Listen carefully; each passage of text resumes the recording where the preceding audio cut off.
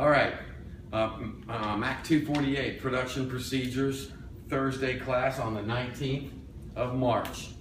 We're past the midpoint, after the midterm. We're using our text now, and what we're hoping, or I'm hoping, if I'm a student in this class, is that I'll be able to scan through and the information that's going to be presented from here on for good ideas to get data and back up my assertions in my final paper, which is going to be a process improvement, a continuous process, a plan for continuous process improvement.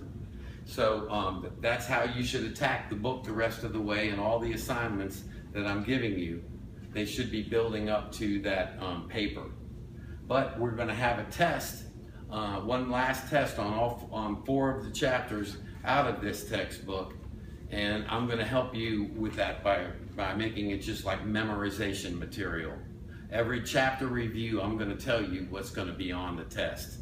I don't care if you just remember these things, because you're looking for highlights to plug into your paper. And memorization, maybe it'll kick a memory of it later on, but it's not going to be a heavy application type question. So what did I talk about today? I talked about lead times again, and I used this formula to describe the lead times. The 4 times equal the lead time. What were the 4 times again? Here's how they add up. Run time, or cycle time, we call it on the machine, plus setup time, which is the time you putting it in the vise, setting up the fixture, getting all the clamps, and getting the part in, and then running it. Then there is move time, which is the time that it moves from machine to machine on the pallet, or the crane picks up the big part and moves it to the other place. We talked about this quite a bit. It's usually a small number, but in places like I used to work at Westinghouse, where we had 100-ton pieces of steel to move around, it could take half a shift to move it from one machine to another, or even a whole shift. Then the last of the 4 times, 4x is equal to LT, the last time was Q time, which is the time the parts spend waiting to be machined. This ends up to be 78%, because it's not just waiting right there in front of the machine. It's waiting to be machined since it came in the front door. So all of your planning time, your initiation time, your getting the inventory together to go ahead and cut the part, the size of the lot and the time it spends on the floor waiting to be run, the inspection time, and all the other activities that go into making the part other than run and setup time are pretty much going to be in here in Q time. The percentages are over here. Usually less than 20%, sometimes far less than 20%, is spent running the part and setting it up to be run, or even setting the machine up to be run. You set up the machine one time, and you divide that setup time with all the parts. That's the way they did it in the goal. So the Q time is where we want to attack our lead time problem. So I go back to the beginning.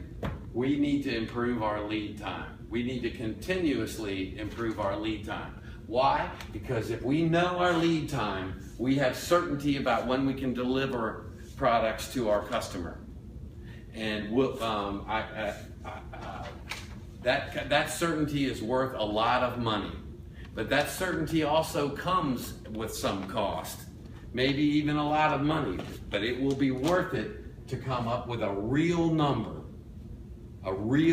in your mind and in actuality out there in the plant about how long it's going to take to get this product from the front door to our customer's hand. So it's also a huge pain in the rear to come up with this. You have a lot of data to gather, a lot of organization, a lot of sorting, a lot of listing, a lot of agonizing steps to come up with this. And the first and most important one is to set work priority rules. So we talked about that quite a bit today. We went over the goal, the main work sequence prioritizing was done by the red tag, green tag system. And they ran that through several iterations and ended up getting a huge improvement on lead time. Up to, I think it was about a fourth of the time. They reduced 75% reduction on their lead time. And then they also found, after all these better scheduling efforts, that they had 20% spare capacity they didn't even need to pay for. They had 20% spare capacity in the plant. So to go back to the beginning of these two things, you have to improve lead time. We'll just say it's a necessity. The company needs to improve lead time. Where do they focus their efforts? In the queue time of the whole process. So they're going to compute a rough lead time, an estimate. It needs to be a rough one, not a wild guess. It needs to be a good, rough estimate of what you think it's going to take.